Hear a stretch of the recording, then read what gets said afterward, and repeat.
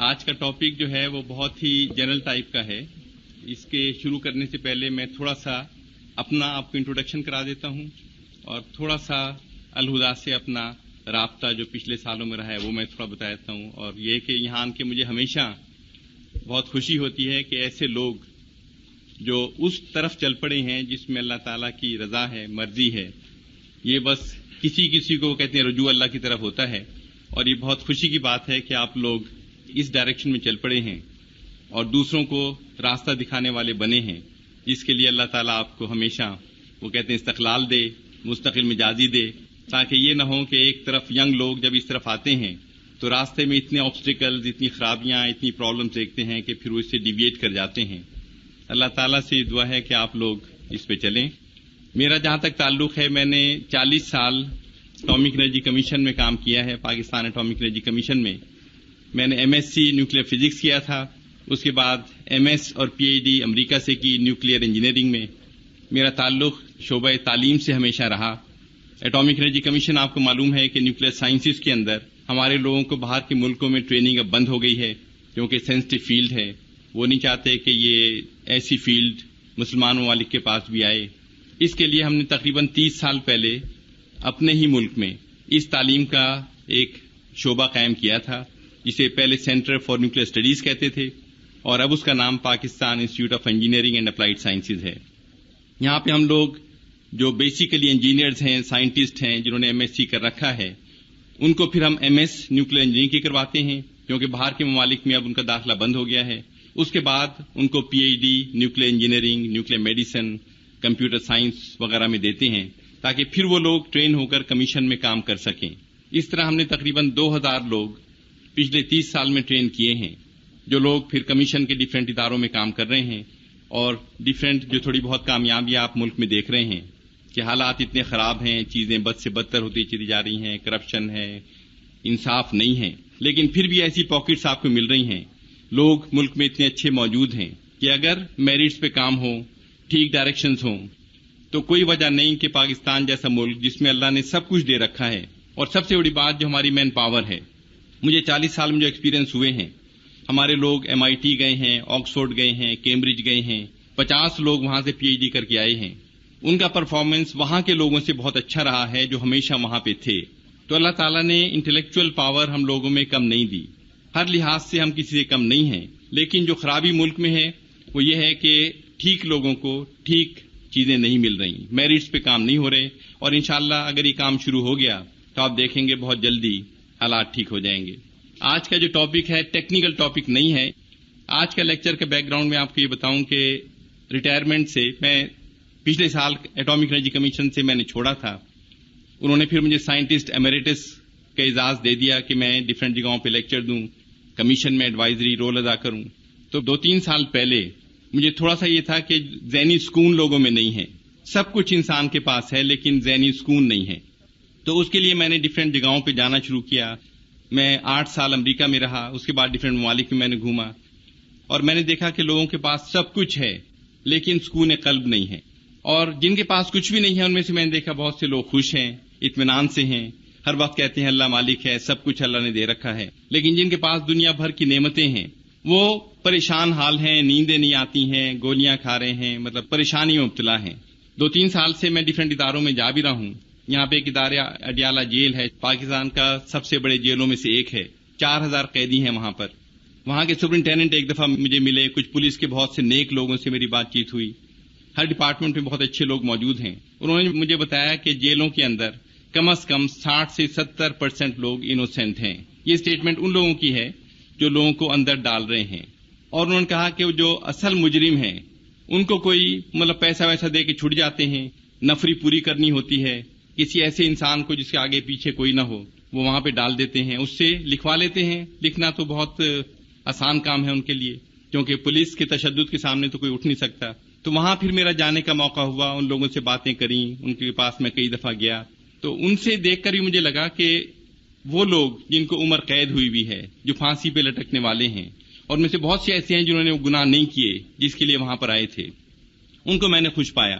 مطلب انہوں نے جب یہ ایٹامک ایکسپلوژن کی ہماری باتیں ہوئیں تو میں اس کے بعد گیا، انہوں نے دیکھا میں ایٹامک انرجی کمیشن کو بلانگ کرتا ہوں.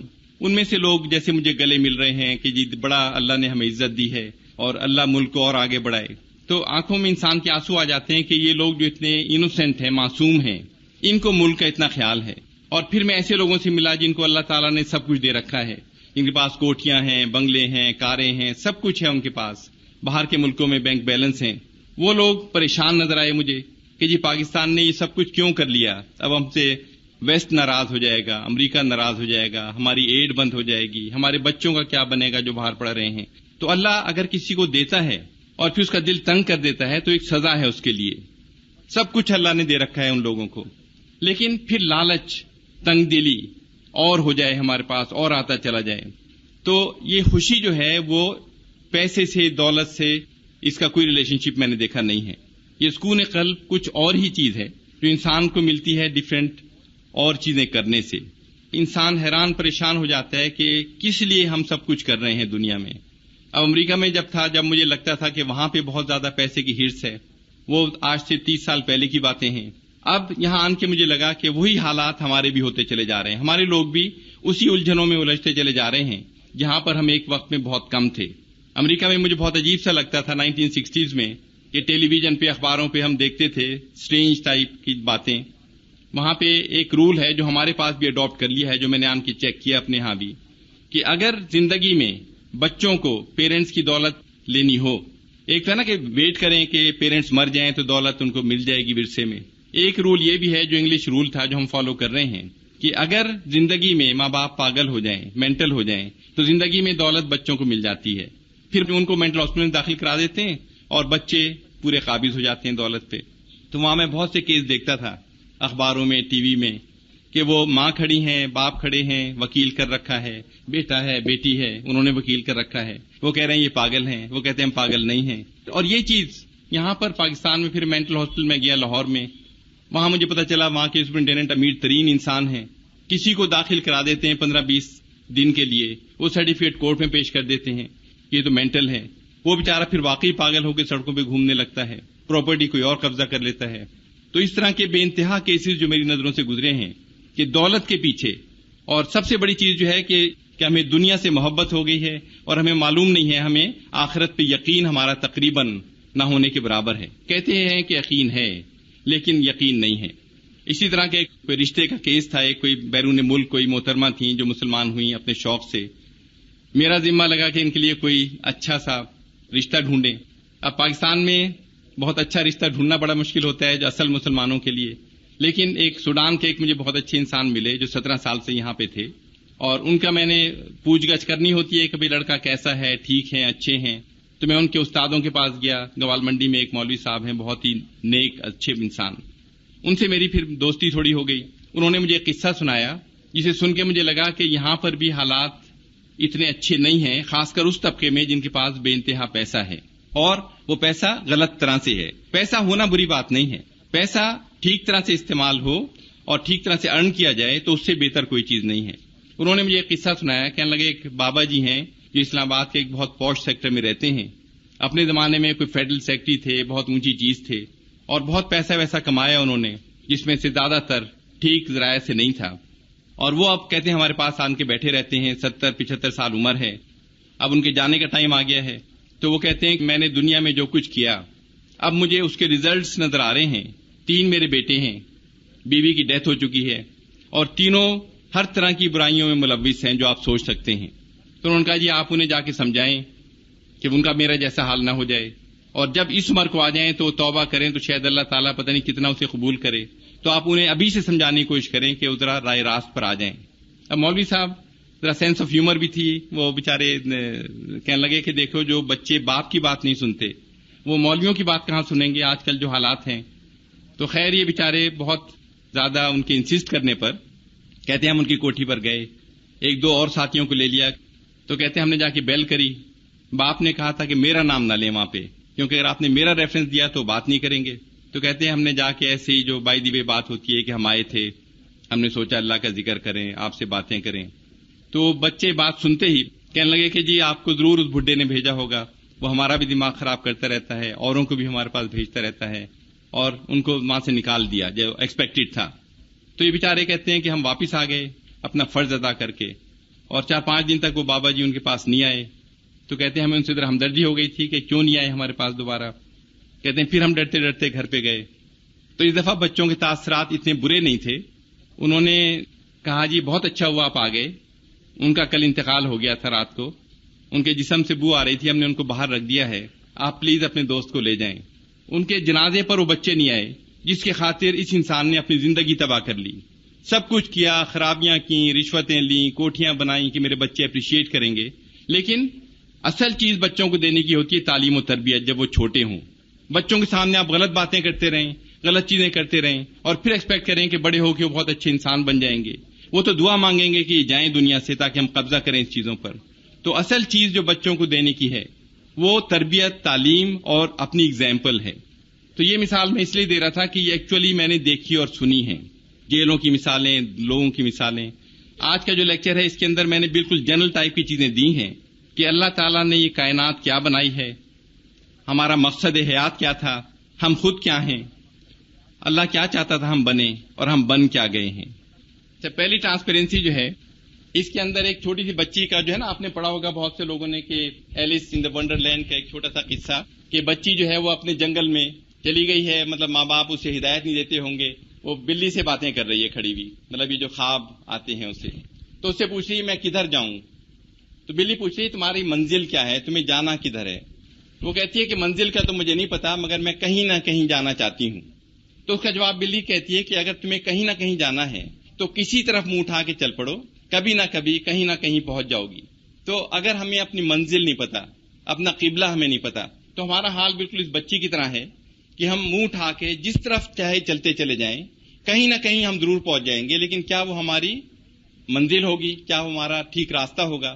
تو ہم بالکل بھٹکے ہوئے ہیں اس بچی کی طرح جو جانوروں سے پوچھتے پھر رہے ہیں, ہر ایک سے پوچھ رہے ہیں میں کدھر جاؤں, میں کہاں جاؤں, اور یہ نہیں پتا ہمیں اصل جانا کہاں ہے. ہمیں اپنا قبلہ بھول گیا ہے, ڈائریکشنز بھول گئی ہیں اور ہم دنیا کے پیچھے لگے ہوئے ہیں. اصل ٹاپک جو لیکچر کا ہے وہ یہ ہے کہ ہماری حقیقت اور مقصد حیات. پہلے ہم دیکھیں گے کہ دنیا کیا ہے, کائنات کیا ہے اور پھر انسان کیا ہے. اور اس میں اگر آپ دیکھیں کہ ہر ایک جو ہے وہ جو ہے نا کہ لیسدار گارے سے انسان بنایا گیا. ہماری حقیقت کیا ہے, حقیقت ہماری وہی ہے سبوں کی, وہی ہمارے اندر ایلیمنٹس ہیں, وہی ہمارے اندر چیزیں ہیں جو ہر ایک انسان کے اندر ہیں. اور وہ جو کہتے ہیں کہ اوپر سے انسان کیسا بھی لگے, اصل اندر سے سب ایک چیز ہے. مقصد حیات میں آپ دیکھیں 1 2 3 4 5 6 چیزیں ہیں. ہم کہتے ہیں کہ انسان مٹی سے بنا ہوا ہے, اور بالکل میں آپ کو آگے بتاؤں گا ٹرانسپیرنسیز میں کہ ہماری ساخت واقعی مٹی سے بنی ہوئی ہے. اگر آپ انسان کا جسم دیکھیں اور کمپوزیشن دیکھیں مٹی اور پانی کو ملا کے تو ایگزیکٹلی ایک بنتی ہے. تو نمبر 1 ہم کہتے ہیں انسان تو کچھ بھی نہیں ہے, مٹی کا ڈھیر ہے. اور یہ بالکل فیکٹ ہے کہ ہم مٹی کا ڈھیر ہیں, مٹی سے بنے ہیں, مٹی میں چلے جائیں گے. اور وہ آپ دیکھتے ہیں کہ جب قبرستان لوگ جاتے ہیں, جب کسی کو ہم دفناتے ہیں تو 3 دفعہ مٹی پھینکتے ہیں قبر کے اوپر. تو دعا پڑھتے ہیں وہ کیا ہے کہ اللہ تعالیٰ نے ہمیں مٹی سے بنایا ہے, مٹی میں ہم جائیں گے, مٹی سے اٹھائے جائیں گے. 3 دفعہ جو پھینکتے ہیں ہر دفعہ کہ مٹی سے بنے ہیں, مٹی میں جانا ہے, مٹی سے اٹھائے جائیں گے. اور وہ واقعی نمبر 1 کہ ہم سب واقعی مٹی کا ڈھیر ہیں. پھر نمبر 2 کہ ہم کہیں جی انسان تو جانوروں کی طرح ہے, جیسے جانور مارتے ہیں, شکار کرتے ہیں, کھا لیتے ہیں, پھر سو جاتے ہیں. تو نمبر 2 کے اندر وہی اسٹون ایج کے لوگ ہیں جو شکار کر رہے ہیں, اسے آنکھ کے اوپر بھون رہے ہیں, جانوروں کو کھا رہے ہیں, پھر سو جاتے ہیں, پھر شکار کے لیے نکل جاتے ہیں. کہ ان کا مقصد ہی صرف یہ ہے کہ کھائیں پئیں سو جائیں جیسے جانور ہیں, کوئی اور مقصد نہیں ہے ان کا. نمبر 3 کے اندر ہم کہتے ہیں کہ جیسے ایک مقصد ہے انسان کا, ایک فیملی ہے, میاں ہیں, بیوی ہیں, بچے ہیں, اچھی فیملی کو آگے لے جائیں, ان کو وہ باتیں بتائیں جو اللہ تعالیٰ ہم سے چاہتا ہے. اور یہ ایک مقصد ہے جو ڈیفینیٹ مقصد انسان کا ہے. نمبر 4 ہم سب کچھ دنیا کو بھول جائیں, مسجد میں جا کے ہم اللہ اللہ کرنا شروع کر دیں اور بالکل دنیا و مافیا سے بے نیاز ہو جائیں, جیسے سادھو کرتے ہیں, پیپل کے درخت نیچے بیٹھ گئے اور دنیا کو بھول گئے بالکل. یا نمبر 5 ہے کہ ہم فرعون بن جائیں, ہم سوچیں کہ ہم تو نعوذ باللہ خدا بن گئے ہیں, دوسروں پہ حکومت کریں, جیسے فرعون کا تھا, کسی کو مار دیا, کسی کو کچھ کر دیا. نمبر 6 ہے کہ ہم ریسرچ کریں, کام کریں, پڑھیں لکھیں. یا 6 7 8 ہے کہ ریسرچ کریں یا ڈیفینس کے لیے کام کریں, ملک کی قوم کے لیے کام کریں, ڈسٹرکشن کے لیے کام کریں. ایک اچھا انسان جو ہے ان سب چیزوں کا مرکب ہے. سب چیزیں ٹھیک ہیں, ہمیں اللہ تعالیٰ کے آگے جھکنا بھی ہے, ہمیں کھانے پینے کا انتظام بھی کرنا ہے, پیار محبت بھی فیملی کو دینی ہے, ریسرچ بھی کرنا ہے, ڈیفینس کے لیے بھی کام کرنا ہے. ایک اچھا انسان وہ ہوگا جو ایک کمبینیشن ہوگا ان سب چیزوں کا. کسی چیز سے اگر آپ غافل ہو جاتے ہیں تو آپ ایک پورے انسان نہیں ہوں گے. کھانے پینے کا انتظام، پیار محبت ہے، کبھی کبھی فرونیت بھی انسان کو کرنی پڑتی ہے، جیسے آپ اپنے بچوں کے ساتھ ڈانٹ ڈپٹ بھی کرنا پڑتا ہے، لیکن وہ فرونیت وہ نہیں ہے کہ آپ اپنے آپ کو کچھ سمجھنے لگے ہیں. کسی کو ٹھیک کرنے کے لیے، ریفارم کرنے کے لیے تھوڑی بہت ڈانٹ ڈپٹ آپ کے پیرنٹس آپ سے کرتے ہیں، آپ اپنے چھوٹے سے کرتے ہیں، تو وہ بھی ایک پارٹ ہے انسان کی فطرت کا، لیکن اسے ٹھیک ڈائریکشن میں استعمال کرنا، ریسرچ کرنا، تعلیم دینا، ویپنز بنانا، یہ سب چیزیں انسان کی فطرت میں ہیں. اور اس کو ایک بیلنس طریقے سے ہم اگر کریں تو ہم اچھے انسان ہیں، اگر ہم اسے غلط طریقے سے استعمال کریں تو ہم ایک غلط انسان بن جاتے ہیں. اب دیکھیں ہم شروع کریں گے. جو پہلا جو ٹرانسپیرنسی ہے کہ اللہ تعالیٰ نے ہمیں کیا بنایا، کہاں پر پیدا کیا، اور ہم کس جگہ پر اس وقت بیٹھے ہیں. یہ جو آپ دیکھتے ہیں نا کائنات کا لفظ استعمال کرتے ہیں، یونیورس کا، یہ اس میں مجھے بھی یہ ڈاٹس جو ہے نا، ایک ایک ڈاٹ میں ہزاروں ڈاٹس ہیں. یہ ایک تصویر لی گئی ہے، سب سے اسٹرانگ ٹیلیسکوپ جو تھی اس سے کائنات کی تصویر لینے کی کوشش کی ہے، اور یہ 4-5 سال پہلے کی تصویر ہے. اس میں انہوں نے ٹیلیسکوپ سے لیا، پھر مائکروسکوپ سے دیکھا کہ یہ ڈاٹس جو ہیں، ہر ایک ڈاٹ میں ہزاروں ڈاٹس انوالوڈ ہیں، اور وہ کہتے ہیں کہ اس کے اندر تقریباً 1 ملین گیلیکسیز نظر آ رہی ہیں. جو تصویر لی ہے کائنات کی، یہ 1 ملین گیلیکسیز تو یہاں نظر آ رہی ہیں، لیکن یہ کائنات کا ایک چھوٹا سا پارٹ ہے جو انہوں نے فوٹوگراف کیا ہے. پوری کائنات میں کتنی گیلیکسیز ہیں اس کا اندازہ انسان کو نہیں ہے. لوگ کہتے ہیں کہ 100 بلین گیلیکسیز ہوں گی، کوئی کہتا ہے اس سے بھی زیادہ ہوں گی، اور ہم کہہ سکتے ہیں کہ انفائنائٹ گیلیکسیز ہیں. کائنات کا سائز اتنا بڑا ہے کہ انسان سوچ نہیں سکتا. پچھلے جولائی میں ایک نیوز ویک آیا تھا، جس میں ایک آرٹیکل تھا، اس کا نام تھا سائنس فائنڈز گاڈ کے نام سے، کہ بہت سے سائنٹسٹ جب وہ دیکھتے چلے جا رہے ہیں اللہ تعالیٰ کی کریشن کو، تو وہ اس لمٹ پہ آ رہے ہیں کہ جی ہمیں تو ایک تھوڑی سی باتیں پتہ ہیں، الٹیمیٹ ٹروتھ تو اللہ تعالیٰ ہی کو پتہ ہے، اور کائنات اس میں سے ایک چیز ہے جس کا انسان اب تک پتہ نہیں چلا سکا، کہ 100 بلین گیلیکسیز کم از کم کائنات میں ہیں. اور ایک گیلیکسی کا سائز کیا ہے؟ اگلی ٹرانسپیرنسی کے اندر آپ دیکھیں گے جو ہماری اپنی گیلیکسی ہے جس میں ہم لوگ رہتے ہیں، اس طرح کی بلینز، اربوں گیلیکسیز ہیں، اور یہ ہماری گیلیکسی ہے. یہ جو ملکی وے جسے ہم کہتے ہیں نا کہ ہماری اپنی گیلیکسی جو ہے، اس کا نام ہے ملکی وے، اور اسے ہم اوپر سے دیکھ رہے ہیں، اسپائرل ٹائپ کی چیز ہے. اور اس کے اندر آپ دیکھیں کہ جو ہم کہتے ہیں کہ ہمارا سولر سسٹم، جو سورج ہے، وہ آپ دیکھتے ہیں کہ یہ یہاں پہ سورج ہے جو ہم نے بہت بڑا کر کے دکھایا ہے، لیکن سورج عام طور پہ دکھائی بھی نہیں دیتا. اتنا اس کا گیلیکسی کا سائز ہے کہ سورج ایک ڈاٹ سے زیادہ بھی آپ کو نظر نہیں آنا چاہیے، لیکن کیونکہ ہم لوگ سولر سسٹم میں رہتے ہیں اس لیے سورج کو بہت بڑا کر کے دکھایا ہے. اب اس کا سائز کیا ہے ایک گیلیکسی کا؟ کہ بلینز آف گیلیکسیز. ایک گیلیکسی کا سائز آپ دیکھیں کہ اس کا جو ڈائی میٹر ہے، ایک کنارے سے دوسرے کنارے پہ جانے کے لیے روشنی کو 100,000 سال چاہیے. 100,000 سال کتنے ہوئے؟ 1,00,000 سال میں روشنی ایک کنارے سے دوسرے کنارے پہ ٹریول کرتی ہے. اب سورج سے روشنی ہم تک کتنی دیر میں آتی ہے؟ 8 منٹ کے اندر. مطلب اس کی سپیڈ دیکھیں کتنی زیادہ ہے، اور 8 منٹ میں سورج سے ہم تک 10 کروڑ میل روشنی ٹریول کرتی ہے. اب یہاں پر روشنی ہم میلوں میں نہیں ناپ رہے ڈسٹینس، ہم کہہ رہے ہیں کہ لائٹ ایئرز، نوری سال، کہ 100,000 1,00,000 سالوں کے اندر روشنی ایک کنارے سے دوسرے کنارے پر پہنچی، اور یہ ایک گیلیکسی ہے کائنات کے اندر. اس طرح کی بلینز آف گیلیکسیز ہیں. ایک گیلیکسی سے دوسری گیلیکسی کا ڈسٹینس اتنا ہے کہ لاکھوں سال میں روشنی وہاں سے یہاں تک پہنچتی ہے. یعنی ہر ایک گیلیکسی موو کر رہی ہے. کروڑوں سال میں ایک گیلیکسی اپنا چکر پورا کرتی ہے. سورج اس میں موو کر رہا ہے، دوسرے پلانٹ اس میں موو کر رہے ہیں، ہر چیز گردش میں ہے. جیسے آپ نے ایٹم دیکھا ہے نا، ایٹم کا سنا ہے کہ نیوکلیس سینٹر میں ہے، ایک ڈاٹ کے برابر ہے، اور الیکٹرانز موو کر رہے ہیں بہت بڑے بڑے آربٹس میں. تو اس میں جتنے بھی سیارے ہیں، ایک گیلیکسی میں ملین سیارے ہیں، ہر ایک کے چاروں طرف دوسرے سیارے گھوم رہے ہیں، اور یہ سب چیزیں خود گھوم رہی ہیں چاروں طرف. تو یہ ایک گیلیکسی کی تصویر ہے جو کائنات کا ایک ڈاٹ سے بھی کم ہے، اور ہم اس گیلیکسی کا نہ ہونے کے برابر ایک حصہ ہیں. اب اس گیلیکسی کے اندر دیکھیں ہم آ جاتے ہیں اپنے سولر سسٹم پہ. پہلے کائنات کی تھوڑی تصویر دیکھی، پھر ہم نے گیلیکسی کو دیکھا جس میں ہم لوگ ہیں. اب ہم سولر سسٹم کے اوپر آ گئے. اب یہ ہمارا سولر سسٹم جس میں ہم کہتے ہیں کہ ہماری بہت بڑی زمین ہے، ہمارا تو محل ہے، یہاں پہ کوٹیاں ہیں. اب سورج کو دیکھیں اور سورج کے پلینٹس کو دیکھیں آپ. زمین ان میں سے ایک ہے، اور زمین کا سائز دیکھیں باقی پلینٹ سے بہت زیادہ بڑا نہیں ہے، بہت سو سے یہ چھوٹی ہے اور چند سے بڑی ہے زمین. تو زمین پہ ہم رہتے ہیں جو ایک چھوٹا سا پلینٹ ہے جو سورج کے گرد گھومتا چلا جا رہا ہے، اور سورج کے پلینٹ زمین سے بہت بڑے بڑے بھی ہیں. جوپیٹر کو دیکھیں، یورینس کو دیکھیں، سیٹرن کو دیکھیں، جو زمین سے بہت بڑے سائز کے ہیں. اور اس زمین پہ ہم رہتے ہیں جو اللہ تعالیٰ نے ہمیں یہاں پہ آباد کیا، اور یہاں پہ بیٹھ کے ہم سمجھتے ہیں کہ ہم نعوذ باللہ کیا بن گئے ہیں، ہمیں سب کچھ پتا ہے. ہمیں اس پلینٹ کے علاوہ اور چیزوں کا پتہ ہی کچھ نہیں ہے، اور ہم کلیم کرتے ہیں کہ مطلب اللہ تعالیٰ نعوذ باللہ نہیں ہے اور ہم سب کچھ جانتے ہیں. اب ہم زمین پر آ جاتے ہیں کہ ہماری زمین کیا ہے. اب جب دیکھیں یہ زمین آ گئی ہماری. اب زمین کو دیکھیں جو بالکل ایک نہ ہونے کے برابر، جو قرآن شریف میں بھی جگہ جگہ ذکر ہے نا کہ مکھی کے پر کی، مچھر کے پر کی، بھئی تم سمجھتے کیا ہو، تم ہو کیا چیز. تو پوری کائنات میں زمین کا مقام اب دیکھیں کیا ہے. اب زمین کا سائز بہت چھوٹا ہے، لیکن ہم سوچتے ہیں کہ یہ تو بہت بڑی چیز ہے. پورا ڈائیمیٹر اس کا دیکھیں 6000 میل کے قریب ہے. اب اس کے اندر جو اللہ تعالیٰ نے انسان کو پیدا کیا، ایک ہوا ہے، ایک پانی ہے جسے ہم سب بریتھ کر رہے ہیں، اور حضرت آدم علیہ السلام اور حضرت حوا علیہ السلام سے مطلب انسان کا آغاز ہوا.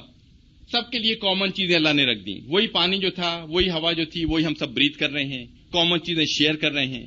پھر ہم لڑائیاں کر رہے ہیں، ایک دوسرے سے مار پیٹ کر رہے ہیں، ایک دوسرے کو قتل کر رہے ہیں، ایز اف ہم یہاں ہمیشہ رہیں گے اس چھوٹے سے ڈاٹ کے اوپر.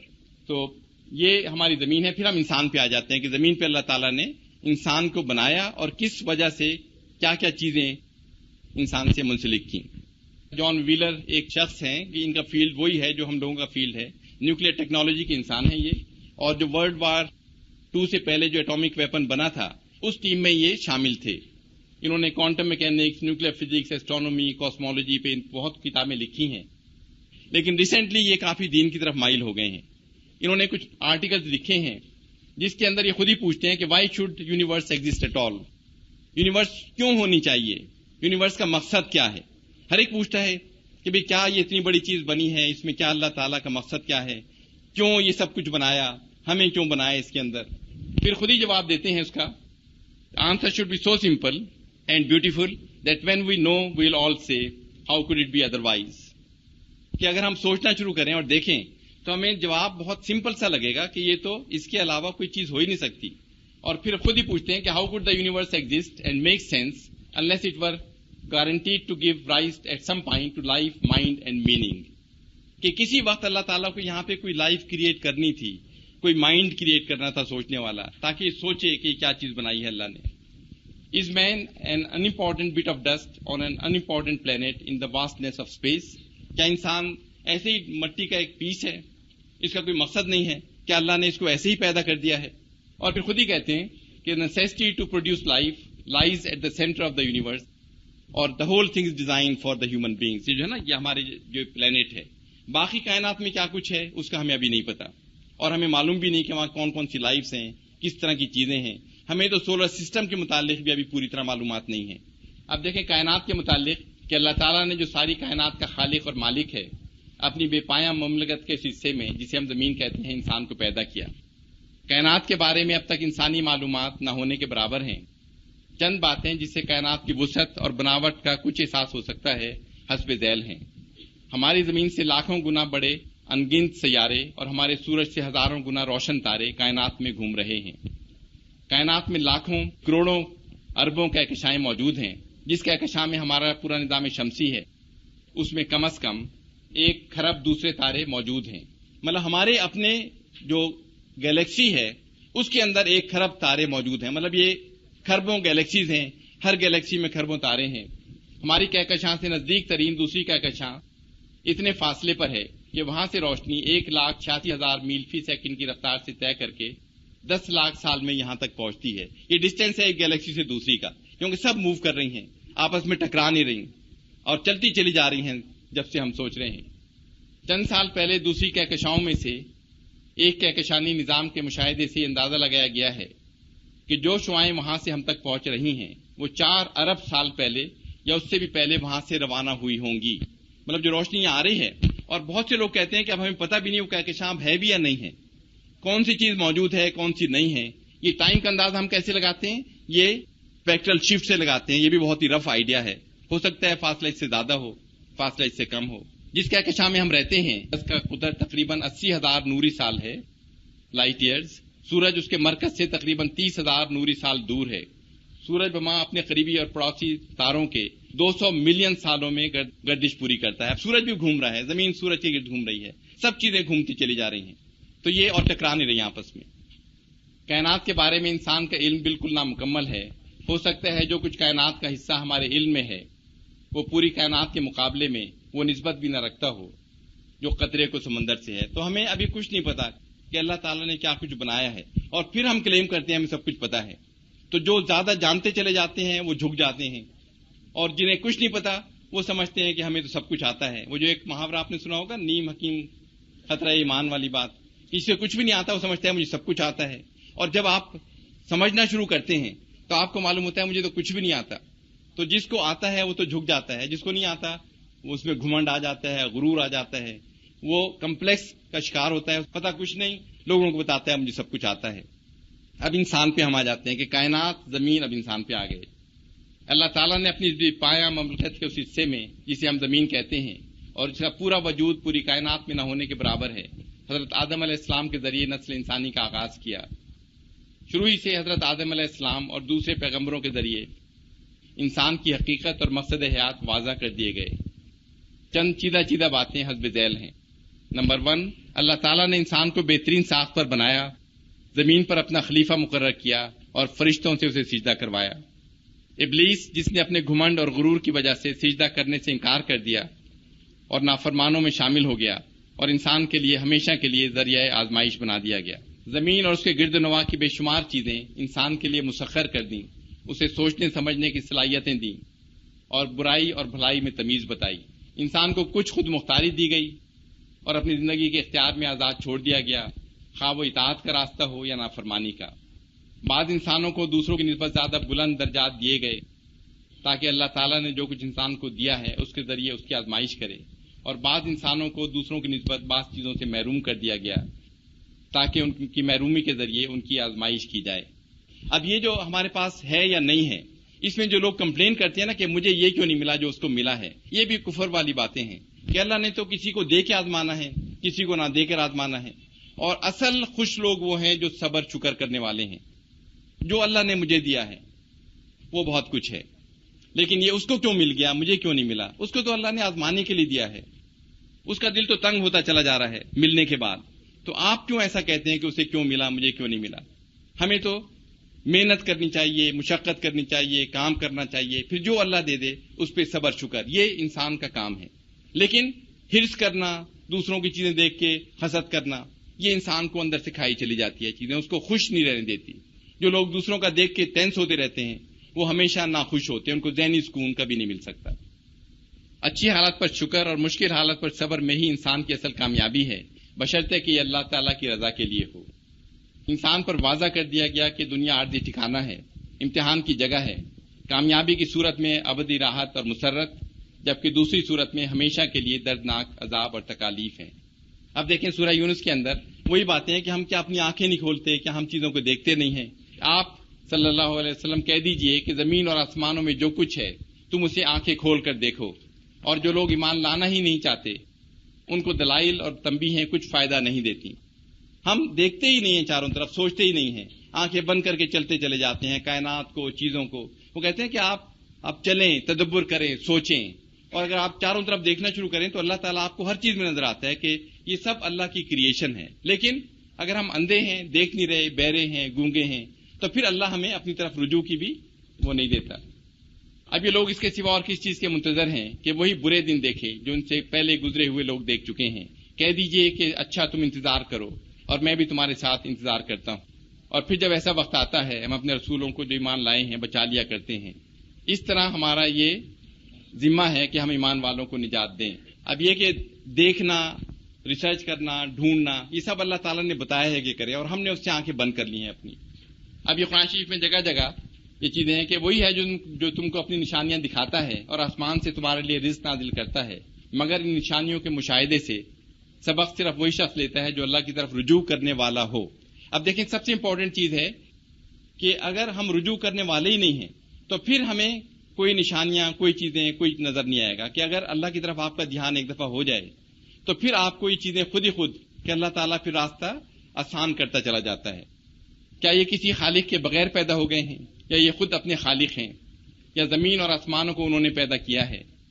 اصل بات یہ ہے کہ یقین نہیں رکھتے، ایمان نہیں ہے، فیتھ نہیں ہے ہمارا، اور ہم بغیر سوچے سمجھے چلتے چلے جا رہے ہیں. اب ان سے پوچھو کہ ان کی پیدائش زیادہ مشکل ہے یا ان چیزوں کو جو ہم نے پیدا کر رکھی ہیں ان کو تو ہم نے لیزدار گارے سے پیدا کیا ہے. یعنی کائنات کو دیکھیں, اپنی گلیکسی کو دیکھیں, زمین کو دیکھیں, چیزوں کی موومنٹس کو دیکھیں, تو اللہ تعالیٰ نے یہ سب چیزیں پیدا کی ہیں. کیا یہ مشکل ہیں؟ یا انسان کو بنانا اللہ کے لیے مشکل تھا, اس کو دوبارہ اٹھانا اللہ کے لیے مشکل ہے؟ تو یہ بار بار قرآن شریف میں چیزیں آئی ہیں کہ ہم غور کریں, تدبر کریں, سوچیں, اندھے نہ بن جائیں, بہرے نہ بن جائیں, اور سب چیزیں آپ کو اللہ کی طرف لیتی چلی جاتی ہیں. ابھی تھوڑا سا ہم آ جاتے ہیں دوسری طرف کہ انسان کی ساخت کیا ہے.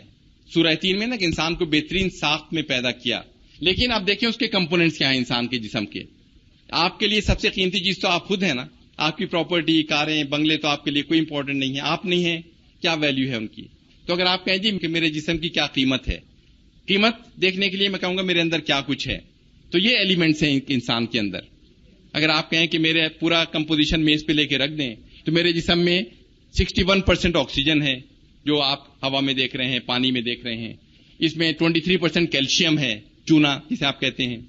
ہائیڈروجن 10% ہے, کیلشیم ہے, فاسفورس ہے, سلفر ہے, پوٹاشیم ہے, سوڈیم ہے.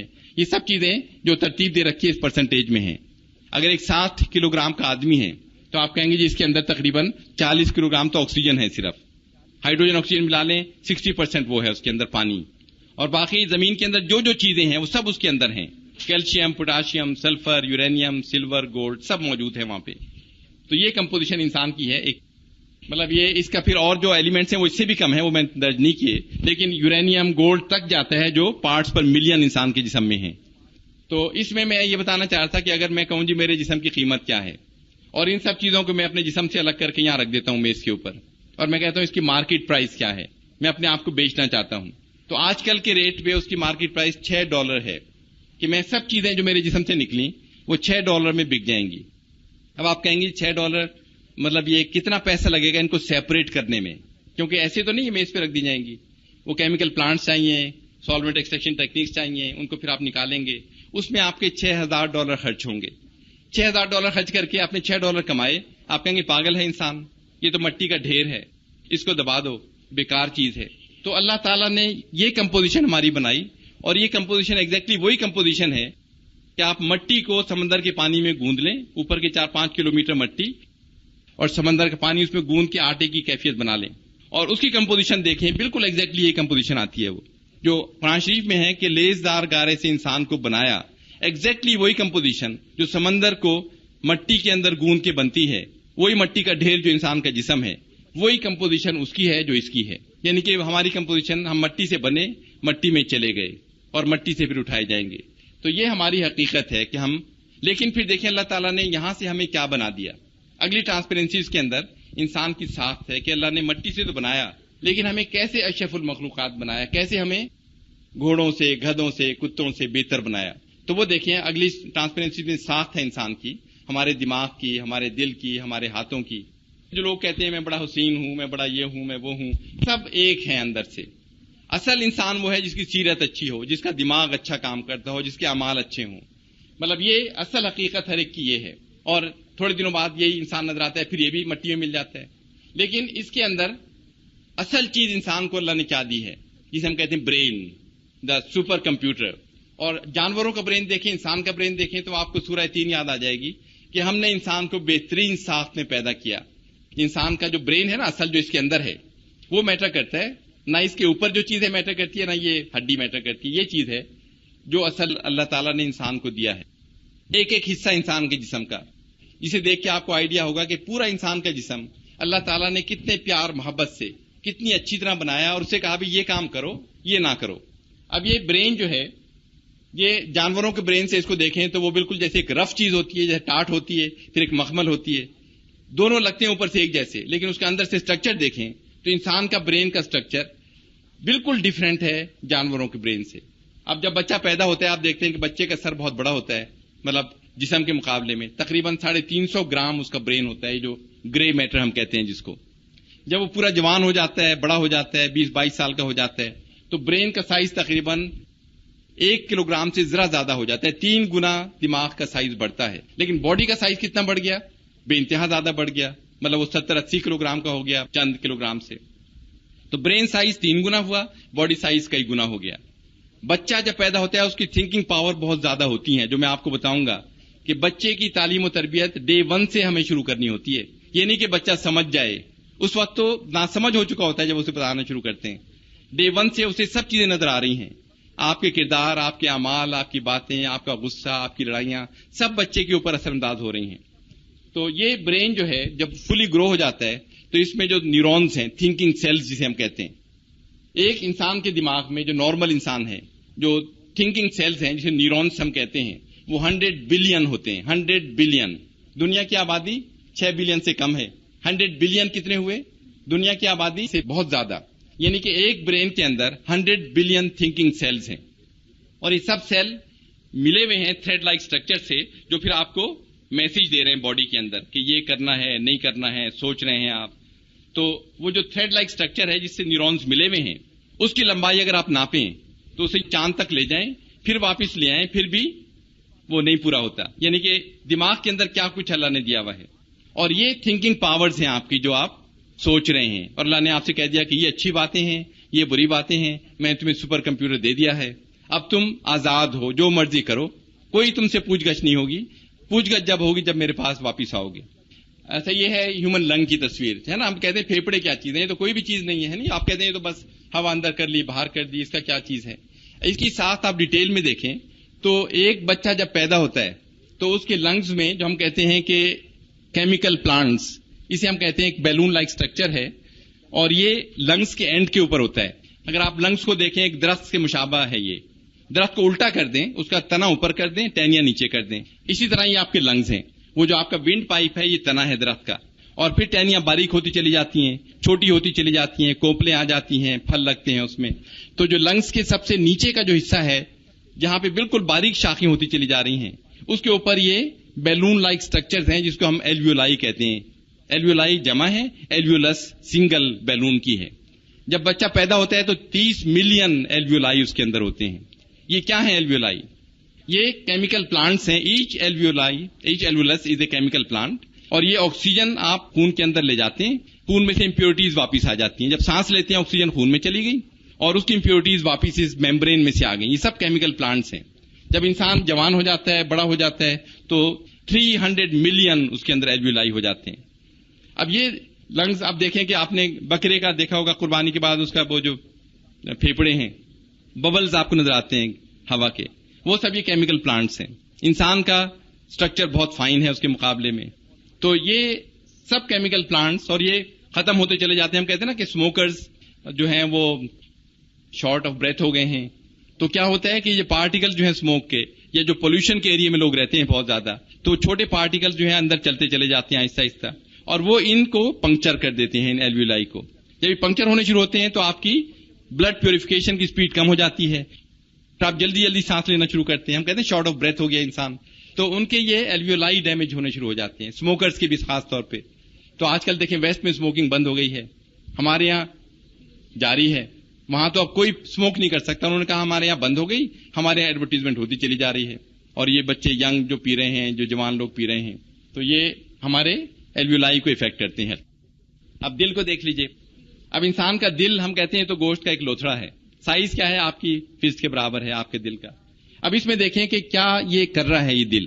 اگر آپ پوری بلڈ ویسلز کو انسان کے جسم میں دیکھیں، چھوٹی ہوتی چلی جاتی ہیں، آپ کی انگلیوں میں آ رہی ہیں، پاؤں میں جا رہی ہیں، ہر طرف جا رہی ہیں.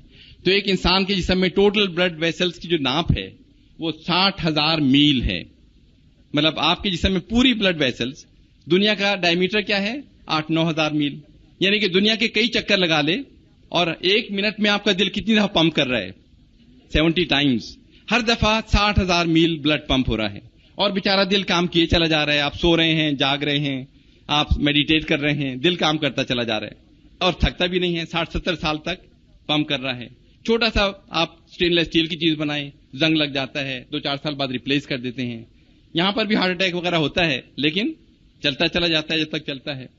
اس کا پمپنگ ریٹ دیکھیں. ٹوٹل بلڈ جو پمپ کرتا ہے وہ اپنی لائف ٹائم میں، جو 60 سال ہم کہتے ہیں، 180 ملین گیلن بلڈ پمپ کر چکا ہوتا ہے. چھوٹا سا حصہ. تو یہ اللہ تعالیٰ نے ہمارا ایک دل بنایا ہے. اگین اس کے ساتھ دوسروں سے بہت زیادہ سوفسٹیکیٹڈ ہے. وہ کہتے ہیں نا بہترین ساخت میں اللہ تعالیٰ نے ہر چیز کو بنایا ہے. اب دیکھیں انسانی ہاتھ ہیں، ایک ایک ہڈی کو اس کو دیکھیں، اور اس کے اوپر مسلز کا اور اس کے اوپر موومنٹس دیکھیں. اب انسانی ہاتھ بھی جو ہے نا وہ آپ دیکھیں کہ یہ ایک بہت ہی ڈسٹنگوشنگ فیچر ہے اگر ہاتھ کی جگہ آپ امیجن کریں کہ ہمارے کھر ہوتے، دماغ آپ کا ہے، سب کچھ ہے، آپ مشین آپریٹ نہیں کر سک رہے، کار نہیں چلا سک رہے، ہوائی جہاز نہیں چلا سک رہے، تو انسانی ہاتھ جو ہے نا وہ اللہ تعالیٰ کی ایک اسپیشل چیز ہے. کس لیے اللہ نے ایسا اچھی چیز بنائی ہے کہ آپ ایجاد کریں، آپ کام کریں، لیکن آپ کے سب کچھ ہوتا اور ہاتھ ٹھیک نہ ہوتے تو پھر کیا بنتا ہمارا. اس کے متعلق ایک اسٹیٹمنٹ ہے آگے. ایک گریک ہیں جو سب سے پہلے یونانی ڈاکٹر تھے، جنہوں نے کچھ کتابیں سب سے پہلے میڈیکل طب کی لکھی تھیں. انہوں نے ہر چیز کے متعلق لکھا ہے، لیکن میں صرف ہاتھ کے متعلق پڑھ دیتا ہوں یہاں پہ. ان کا نام تھا کلاڈینس گیلینس. اللہ تعالیٰ کی وحدانیت پر پورے یقین رکھتے تھے اور دنیا، کائنات اور خاص طور پر انسان کی ساخت سے بہت مروب معلوم ہوتے تھے. انسان کی ساخت کے متعلق ان کے تاثرات کچھ یوں تھے. انسان کے جسم کا ہر حصہ اللہ تعالیٰ نے بہت باریکی، عمدگی اور بہترین ساخت پر بنایا ہے. ان میں سے انسانی ہاتھ کی مثال دیتے ہوئے انہوں نے لکھا ہے، اس میں ہر ایک مسل، ہر ایک نرو، ٹینڈن، بون، بلڈ ویسل کو اس طرح اکٹھا کیا ہے کہ اس سے بہترین ان چیزوں کا ملاؤ کوئی سوچ بھی نہیں سکتا تھا. میرا کام انسانی جسم کی ساخت کی تفصیلی جائزے کے بعد یہ ہے کہ لوگوں کو بتاؤں کہ اللہ تعالیٰ نے ہمیں کن کن نعمتوں سے نوازا ہے اور انسانی جسم کس طرح کام کرتا ہے. مطلب ہر حصہ آپ دیکھ لیں، کڈنی کو دیکھ لیں، کسی اور چیز کو، تو اتنا اللہ نے پیار محبت سے انسان کو بنایا، پھر اپنے احکامات بتائے اور پھر چھوڑ دیا کہ بھئی تم یہ فالو کرو. اور پھر انسان ہاتھ کو کیسے استعمال کر رہا ہے، دماغ کو کیسے استعمال کر رہا ہے، کیا کیا حرکتیں کر رہا ہے انسان. اور یہ چیزیں جو ہم کہتے ہیں نا کہ سب کچھ اللہ نے کیا، اور پھر ہم دنیا کے حالات دیکھ رہے ہیں. اب یہ ہمارے ایک ڈرافٹ مین ہے، پروڈکٹیو ان کا مائنڈ ہے، تو ان سے میں نے کہا بھی دنیا کے حالات کی ذرا سا مجھے اسکیچ بنا دیں کہ آج کل کیا دنیا میں ہو رہا ہے. تو انہوں نے کچھ اس طرح کی چیز بنا کے دی کہ وہ تھنکنگ ٹائپ لوگ سوچ رہے ہیں، بیٹھے ہوئے ہیں. ملکوں کی دہشت گردی ہے، لوگوں کی دہشت گردی ہے، مار دھاڑ ہے. پھر سکون لینے کے لیے لوگ مختلف طرح کے طریقے کر رہے ہیں. کوئی انجیکشن لگا رہا ہے، کوئی ڈرگس پہ چلا گیا ہے، کوئی میوزک میں گم ہے، کوئی بےایمانیاں کر رہا ہے، بیسن کے کیپسول بنا رہے ہیں. مطلب ہر طرح کی چیزیں لوگ کر رہے ہیں تاکہ عارضی سکون حاصل ہو جائے. وہ جو ویسٹ میں ہم کہتے ہیں نا کہ let us have good time, they are after good time, لیکن وہ گڈ ٹائم ٹیمپریری ہے ان کا. اس کے بعد جو فرسٹریشنز آتی ہیں وہ اس سے بہت زیادہ ہیں، جو تھوڑے سے عرصے کے لیے انہیں کہتے ہیں کک مل گئی یا کوئی اچھا ٹائم مل گیا، لیکن اس کے بعد جو برے ٹائمز ہیں، فرسٹریشنز ہیں، جو سوسائٹی میں ان کا مقام ہے، جو ان کی صحت کا حال ہوتا ہے. لیکن دنیا کا حال یہ کیوں ہو گیا ہے؟ ہم اس طرف کیوں چلتے چلے جا رہے ہیں؟ کیوں دنیا خراب ڈائریکشنز میں چلتی چلی جا رہی؟ یہ تھوڑے سے کارٹون میں نے اخباروں سے لیے ہیں. ہر ملک میں ناانصافیاں ہو رہی ہیں. ہمارے ملک کا ہمیں زیادہ پتہ ہے کہ جو اصل خرابی کرنے والے ہیں ان کو کوئی نہیں پکڑتا، ان سے لوگ ڈرتے ہیں. جو بیچارے انوسینٹ لوگ ہیں، جو میں نے جیلوں کے قصے سنائے، اب یہ بیچارے میاں بیوی بچے جا رہے ہیں، دہشت گرد وہاں پہ فائر کرتے ہوئے جا رہے ہیں. پولیس ان کو دیکھ نہیں رہی کہ ان کو کیا تو کچھ مارے نہ جائیں. انہیں نمبر پورا کرنا ہے، پکڑا کے جیلوں میں ڈال دیتے ہیں. تو یہ کارٹون اخباروں سے ہیں، اور اخباروں میں صاف صاف آ رہا ہے اب کہ کتنی ناانصافیاں دنیا میں ہو رہی ہیں. بے گناہ پکڑے جا رہے ہیں، اور جو دوسرے اصل لوگ ہیں ان سے پولیس بھی ڈرتی ہے، ان کو بھی ہاتھ نہیں ڈالتی. تو یہ کارٹون کچھ اخباروں میں لیے کہ کہتے تو ہیں ہم اقدامات کر رہے ہیں، لیکن اقدامات کس کے خلاف ہو رہے ہیں؟ ایک اور کارٹون اخباروں کا ہے، آپ نے بھی دیکھا ہوگا. وہ تھا نا ایک دفعہ کہ بندوقیں جمع کرو دہشت گردوں سے، تو وہ بیچارہ غبارے پھاڑنے، بچے پیچھے چھپے ہوئے ہیں، دونوں پیسے دے رکھے تھے انہوں نے، اور بیچارے اس کی بندوقیں لے لو آ کے کہتے ہیں آج ہم نے 15 بندوقیں جمع کر لی، دہشت گردوں کو پکڑ لیا. تو یہ نمبر پورا کیا جا رہا ہے، لیکن کس سے کیا جا رہا ہے؟ جن کے ہاتھ میں کچھ بھی نہیں ہے. سیلز آج کل بنے ہیں کہ بھئی حساب کتاب لو، لیکن جو حساب کتاب دینے والے ہیں وہی لوگ ہیں جو پاور میں ہیں. تو احتساب سیلز کا بیچارہ چاہے کتنا بھی طاقتور ہو، اس کے پیچھے لوگ پڑ جائیں تو احتساب سیلز کا بھی کیا حال ہوتا ہے کہ حساب کتاب دینا بھی نہیں چاہ رہے لوگ اپنا. اب دیکھیں جو ہے نا انسان کا کہ اللہ نے ہمیں کیا بنایا اور ہم بن کیا گئے. سورہ تین میں بالکل صاف صاف ہے کہ ہم نے انسان کو بہترین ساخت پر پیدا کیا، پھر اسے الٹا پھیر کر سب نیچوں سے نیچ کر دیا. جو آپ دیکھ رہے ہیں کارٹونز میں، چیزوں میں، کیسے اللہ نے پیار محبت سے ہمیں بنایا، پھر الٹا پھیر کے نیچوں سے نیچ کر دیا. نیچوں سے نیچ کیا مطلب؟ جانوروں سے بدتر، سوائے ان لوگوں کے جو ایمان لائے اور نیک عمل کرتے رہے کہ ان کے لیے کبھی نہ ختم ہونے والا اجر ہے. بس اے نبی صلی اللہ علیہ وسلم، اس کے بعد کون جزا اور سزا کے معاملے میں تم کو جھٹلا سکتا ہے؟ کیا اللہ سب حاکموں سے بڑا حاکم نہیں ہے؟ اگر آپ پڑھیں ایک چیز تو ہر چیز آپ کو سمجھ آتی چلی جاتی ہے. پھر ہم دنیا کو دیکھتے ہیں کہ دنیا میں کیا ہو رہا ہے. اب یہ قرآن شریف میں ڈیفرنٹ جگہ سے میں نے چیزیں لی ہیں. کیا انسان جو کچھ چاہے اس کے لیے وہی حق ہے؟ اب ہم میں سے بہت لوگ کہتے ہیں نہیں جی یہ ٹھیک ہے، میں تو یہی کروں گا. اپنا نفس کو انسان نے اپنا خدا بنا رکھا ہے. ٹھیک ہے ہم وہی کریں گے جو ہم چاہتے ہیں. کیا وہی آپ کے لیے حق ہے جو آپ چاہتے ہیں، یا وہ حق ہے جو اللہ تعالیٰ چاہتا ہے؟ جن لوگوں نے اپنے دین کو ٹکڑے ٹکڑے کر دیا اور گروہ بن گئے، یقیناً ان سے تمہارا کچھ واسطہ نہیں. ان کا معاملہ تو اللہ کے سپرد ہے، وہی ان کو بتائے گا کہ انہوں نے کیا کچھ کیا ہے. اب دیکھیں جو دہشت گردی ملک میں ہو رہی ہے، اسلام تو پیار محبت کا دین ہے. دشمن سے بھی آپ محبت کریں، اس کو راہ راست پہ لائیں، اس کو باتیں بتائیں. لیکن ہمارے ہاں وہ لوگ بن جاتے ہیں جو آپس میں قتل کر رہے ہیں، مسجدوں میں قتل کر رہے ہیں، نفرتیں پھیلا رہے ہیں. بالکل صاف صاف قرآن شریف میں ہے کہ وہ لوگ ہم میں سے ہیں ہی نہیں جو نفرتیں پھیلائیں، جو دین کو ٹکڑے ٹکڑے کر دیں. ان سے ہمارا کوئی واسطہ نہیں. تو یہ اتنی صاف باتیں ہونے کے باوجود ہم کے اندر تفرقہ پڑا ہوا ہے، دشمنیاں ہوئی بھی ہیں. انہوں نے ایک دوسرے کو برے افعال کے ارتکاب سے روکنا چھوڑ دیا تھا. برا طرز عمل تھا جو انہوں نے اختیار کیا. اب دیکھیں بہت ڈیپ بات ہے یہ. ہم لوگ انڈیفرنٹ ہو گئے ہیں. اب ہم کہتے ہیں ہم کیوں کسی کو منع کریں، ہم بدنام ہو جائیں گے، ہم برے سمجھے جائیں گے. برائی کو دیکھ رہے ہیں لیکن روکنا ہم نے چھوڑ دیا ہے، سوچنا بھی چھوڑ دیا ہے. منہ پھیر کے چلے جاتے ہیں کہ ہم کیوں برے بنے. تو یہ چیز بھی بہت بری ہے کہ آپ خود بہت اچھے ہیں لیکن دوسروں کو اچھائی کی طرف نہیں لا رہے، دوسروں کو نیکی کی طرف نہیں لا رہے. تو یہ چیز ہمارے اندر بہت زیادہ اب آ گئی ہے کہ اچھے انسان بھی برائی کو روک نہیں رہے. برائی کو روکنے کے لیے آپ کو مار پیٹ کی ضرورت نہیں ہوتی، پیار محبت کی ضرورت ہے. بتائیں لوگوں کو، سمجھائیں. جو نہیں سمجھیں پھر اوروں کو سمجھائیں، ان کی طرف بار بار نگاہ نہ کریں. لیکن ایک دو دفعہ بتانا ہر ایک کو ضروری ہوتا ہے. اچھا دیکھیں ایک حدیث بھی وہی ہے کہ ہم بتا نہیں رہے چیزوں کو. تم لوگوں کو چاہیے کہ نیک کام کرنے کا حکم اور برے کاموں سے منع کرتے رہو، نہیں تو اس ذات کی قسم جس کے ہاتھ میں میری جان ہے کہ اللہ تعالیٰ تم پر عذاب بھیجے گا، پھر تم خدا سے دعا مانگو گے اور وہ اسے قبول نہ کرے گا. تو یہ قرآن اور حدیث میں باتیں اتنی صاف صاف ہیں کہ ہم برے کاموں سے لوگوں کو روکیں، اچھے کام کریں. یہ نہیں کہ خود منہ پھیر کے بیٹھ جائیں اور انسانیت کا ہمیں کوئی خیال نہ ہو. بچوں کو، دوستوں کو پہلے تو خود اچھے بنیں، خود اچھے نہیں اوروں کو ایسے اچھے بنائیں گے. اور یہ دوسری بات قرآن شریف میں کہ یہ کیا بات ہے کہ تم کتاب خدا کے بعض احکامات تو مانتے ہو اور بعض سے انکار کیے دیتے ہو. تو جو تم میں سے ایسی حرکت کریں ان کی سزا اس کے سوا اور کیا ہو سکتی ہے کہ دنیا کی زندگی میں تو رسوائی ہو اور قیامت کے دن سخت سے سخت عذاب میں ڈال دیے جائیں. اب یہ کہ ہم جو کہتے ہیں نا کہ ہم تو بس یہ کر لیتے ہیں، یہ نہیں کرتے. اسلام تو ایک مکمل دین ہے. اس میں اگر ہم کچھ نہیں بھی کر رہے تو ہمیں سوچنا چاہیے کہ ہم غلطی کر رہے ہیں، لیکن اس پہ اکڑ نہیں کہ ہم یہ نہیں کریں گے. کوئی ایسی بات نہیں، لیکن اگر فرض یا کوئی چیز نہیں بھی کر پا رہے تو ہمیں دل میں تھوڑا سا تکلیف ہو کہ ہم یہ کر نہیں پا رہے ان وجوہات کی وجہ سے، لیکن ہم کرنا چاہتے ہیں. مگر یہ نہ ہو کہ ہم یہ تو کریں گے اور یہ نہیں کریں گے. اچھا دیکھیں اب پھر آگے آ جاتا ہے کہ انسان کیا ہے. انسان اگر ہم سوچتے ہیں کہ سب چیز دیکھ کر کہ انسان کیا ہے، ایک سوچنے والا انسان ہے، کام آنے والا ہے، آسن تقویم ہے، اسفل سافلین ہے. مطلب ہم ہیں کیا؟ قتل و غارت کرنے والے ہیں، چور ہیں، ڈاکو ہیں. یہ سب کچھ دیکھ کے دنیا کے حالات، ینگ لوگ بہت پریشان ہو جاتے ہیں کہ کیا ہو رہا ہے دنیا میں، کیوں ایسی باتیں ہو رہی ہیں. اس دنیا میں انسان ہی ایک ایسا وجود ہے جو یک طرفہ طور پر دوسرے انسان کے خلاف کارروائی کرتا ہے.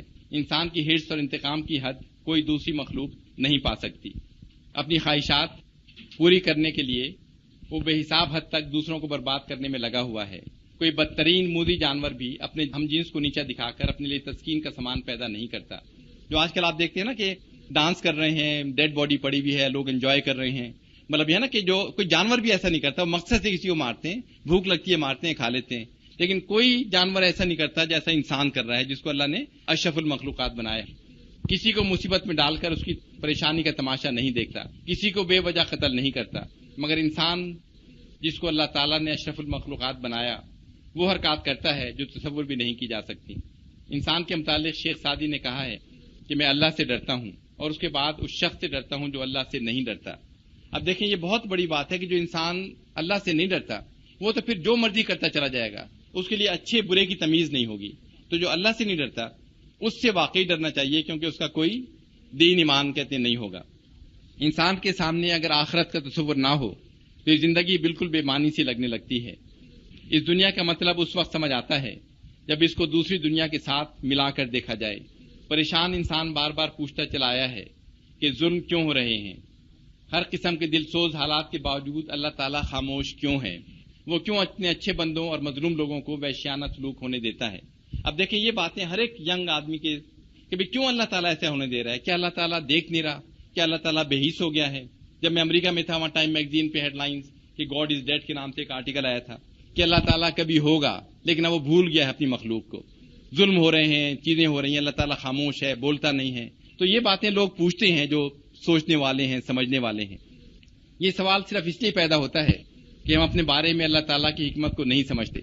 اللہ تعالیٰ کی اسکیم میں دنیا دارالامتحان ہے اور ہم اس کو دارالجزا کے روپ میں دیکھنا چاہتے ہیں.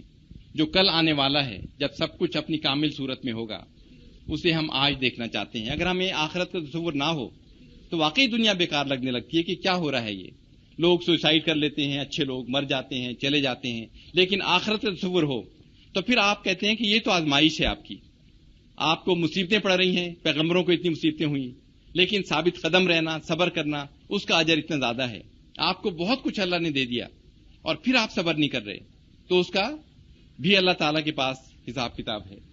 اس دنیا میں تقریباً ہر ایک آدمی کا ایک ہی قصہ ہے.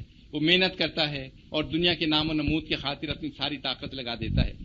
بالآخر جب وہ اس قابل ہو جاتا ہے کہ دنیا میں اس عزت اور انعام ملے, وہ بہت بوڑھا ہو چکا ہوتا ہے اور ان چیزوں کی وقت اس کے لیے کم ہوتی چلی جاتی ہے.